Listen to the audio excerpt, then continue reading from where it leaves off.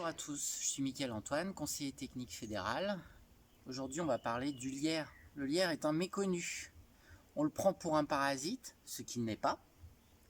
On foule ces beaux tapis sombres dans les sous-bois sans trop s'en soucier. On ne fait même pas attention à son ascension patiente à l'assaut des arbres. Le lierre a toute leur vie devant lui. On ne prête pas plus attention lorsqu'il prospère sur les vieilles pierres, des vieux murs. Au pire, il peut se montrer étouffant, voire nuisible, entre guillemets, quand il prend un grand développement sur les arbres. Hedera helix, c'est son nom scientifique. Ça signifie à la fois être attaché et s'enrouler. C'est une plante ligneuse, elle fait donc du bois, et c'est un bois qui est mou, poreux, léger. Une plante rampante et grimpante, à l'aide de très nombreux crampons, qui sont courts et serrés, et qui n'ont qu'un rôle mécanique. Ça n'en fait donc pas un parasite. Au contraire, c'est une plante qui est une grande mutualiste.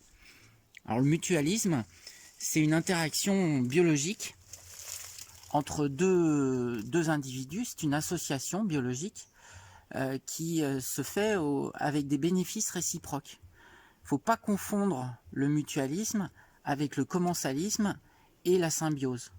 Le mutualisme, c'est quand deux êtres mettent en place une association, et cette mise en place d'association, elle se fait sans que les individus en soient complètement dépendants, c'est-à-dire que leur survie n'en dépend pas. Les tiges du lierre peuvent devenir grosses, voire très grosses. Le lierre en lui-même peut s'élever très haut. C'est une espèce qui s'accommode assez bien de la faible luminosité. Les parterres qu'on voit dans les sous-bois sont d'ailleurs stériles, mais la plante ne fructifie qu'au soleil. Le lierre est sensible aussi au froid. On ne le retrouve pas au-dessus de 1200 mètres d'altitude et on ne le retrouve pas par exemple dans le nord de l'Europe. Il aime bien les surfaces rugueuses parce qu'elles sont favorables à son adhérence. Le lierre a un cycle de vie inversé par rapport aux plantes dont il se sert comme support. En effet, c'est une des dernières plantes à offrir son pollen aux abeilles en arrière-saison, son nectar, et ces fruits que vous voyez ici, ces petites baies, qui sont très riches en lipides et qui permettent de nourrir les oiseaux. Enfin, les oiseaux se nourrissent avec ces baies, notamment les passereaux, pendant l'hiver. Une abeille solitaire est d'ailleurs inféodée au lierre. Je vous le donne en mille, on l'appelle l'abeille du lierre. Mais attention, les baies du lierre sont toxiques. Alors, c'est toujours la quantité qui fait le poison. Et il existe des usages internes de cette plante.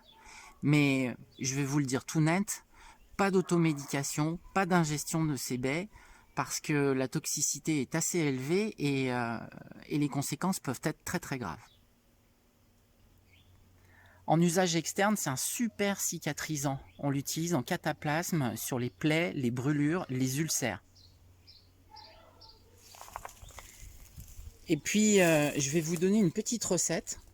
Vous prenez 50 feuilles de lierre grimpant, vous lavez à l'eau claire, vous les froissez avec des gants, vous portez à ébullition dans 1 litre d'eau, vous les gardez bien immergées avec une casserole couverte, vous laissez les feuilles 15 minutes dans l'eau à feu doux, vous coupez ensuite le feu et vous laissez macérer 24 heures, toujours sous couvercle. On verse ensuite dans une bouteille le contenu en filtrant les feuilles avec l'aide d'un entonnoir et d'un chiffon fin. Et vous obtenez une super lessive à conserver à l'abri de la lumière qui est efficace pendant 3 semaines environ. Pour l'adoucissant, moi j'ajoute 10 centilitres de vinaigre blanc avec 5 à 8 gouttes d'huile essentielle de votre choix. Essayez, vous verrez, ça marche très très bien, lierre de rien.